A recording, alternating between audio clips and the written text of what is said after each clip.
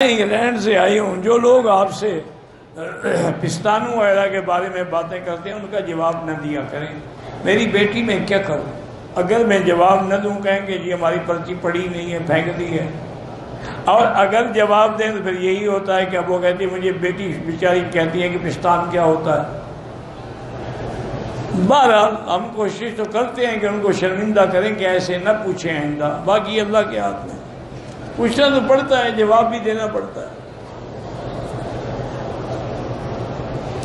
ایک آدمی 8 ذی الحج کو پاکستان سے آئے گا تو وہیں سے حج افراد کا احرام باندھ کے آ جائے۔ ویسے میری بیٹی ایسی باتیں پوچھنا جو ہے وہ شریعت کے خلاف نہیں ہے۔ ایک عورت آئی حضور کی خدمت میں، صحیح حدیث ہے کہ حضور یہ بتائیں کہ اگر میں حیض سے پاک ہو جاؤں تو غسل کیسے کروں؟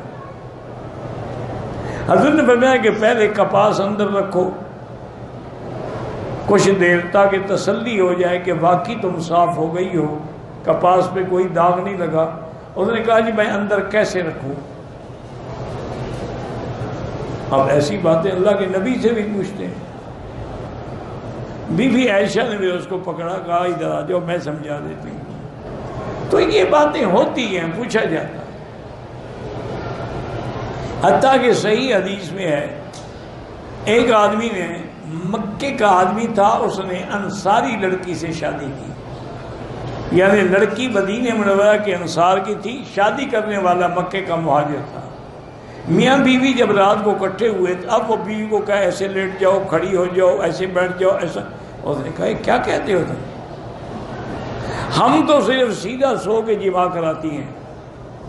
انہوں نے کہا یہ کیا مطلب ہے؟ جب شریعت میں، انہوں نے کہا نہیں بالکل، حضور سے پوچھیں گے پھر اس کے بعد جیسے تمہاری مرضی آئے کرنا۔ انہوں نے کہا ٹھیک ہے۔ صبح کو حضور کی خدمت میں آئے، انہوں نے پوچھا، انہوں نے فرمایا کہ ہاں بس عورت کا پچھلا حصہ استعمال نہ کرو، باقی تمہاری مرضی ہے، کھڑے ہو کے، بیٹھ کے، لیٹ کے، جو چاہو کرو۔ فاتو حرثکم انا شئتم۔ تو یہ میری بیٹی ایسے مسئلے ہوتے ہیں، کوئی اس میں یہ بات نہیں ہے کہ میں کیوں جواب دیتا ہوں، یہ دینا پڑے گا، ورنہ وہ تو ساری زندگی پھر چوستے رہیں گے۔